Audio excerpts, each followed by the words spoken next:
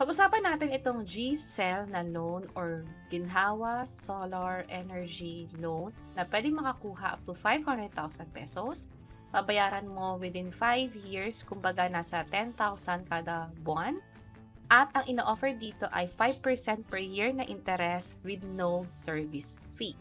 Pag-usapan natin yung mga detalye, sino ba yung mga eligible dito, at paano na rin mag-apply online lang. By the way, kung first time mo sa channel na to at gusto mo pa ng mga online tutorial videos katulad na to, please click the subscribe button.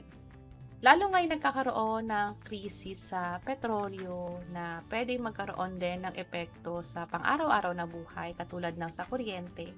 Maganda na i-consider din natin yung sa solar energy o yung kuryente na pwedeng manggaling nga sa mga solar panels na binibilad nga sa araw. Yun nga lang, mahal ang pagkapaset up ng ganito solar energy. Pero may isang solusyon na pwede natin i-consider kung saan tinatawag itong GCell nga. Pero hindi ito para sa lahat ng miyembro. Katulad ng nasasabi natin kanina, pwedeng 500,000 yung ma-loan, ito yung pagpapaset up pa lang. Pero kung nakapagpa-set up na, pwede namang i-reimburse at mag-apply pa rin ng loan. May sinasabi din dito na net metering ready kung saan pwedeng ibenta ang sobrang kuryenteng na kolekta mo pabalik sa grid para lalong makatulong sa iyo na pwedeng pambayad sa mga bills. At ito nga ay para sa mga GSIS members.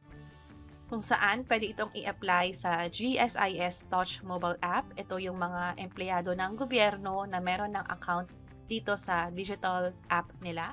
Pero bukod sa pagkakaroon nga ng GSIS Touch account, dapat ay eligible din. Paano nga ba maging eligible? Dapat active GSIS member.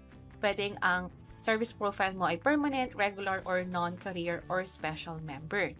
Dapat din hindi bababa sa 3 taon ang pagsiservisyo mo sa gobyerno. At para ma-approve, kailangan ma-double check ng GSIS officer kung may enough ka bang pambayad o may sapat kang pambayad base na rin sa sahod mo. Kung lahat ng ito ay nakapasa ka, based na rin sa pag-review nila at nasubmit mong mga requirements doon sa app, and speaking of requirements, ito nga pala yun, dapat meron kang solar provider's quotation. Kung sakaling naghanap ka na ng provider o yung magkakabit, manghingi ka ng quotation sa kanila, installation agreement, o kung sakaling meron ka ng mga solar panels o naka-install na, yung proof of purchase na lang para sa reimbursement.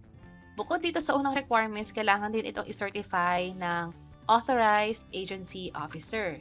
At pangatlo, kailangan mag-login nga sa app para dito na isasubmit lahat ng dokumentong kailangan.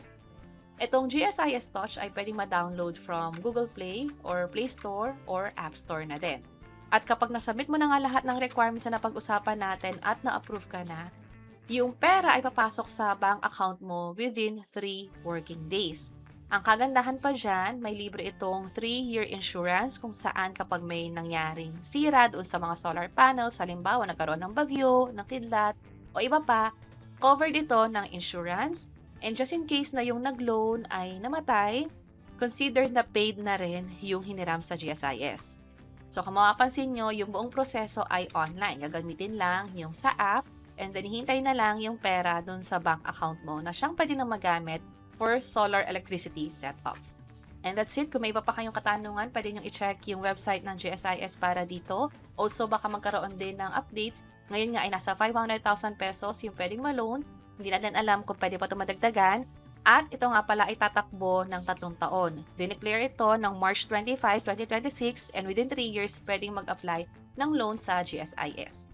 And that's it. Sana nakatulong tong video na to. Kung pakiclick ang like button at para sa iba't ibang mga tutorial videos, pwede nyo i-check ito nasa baba. Sana makatulong. See you sa mga next videos. Bye-bye!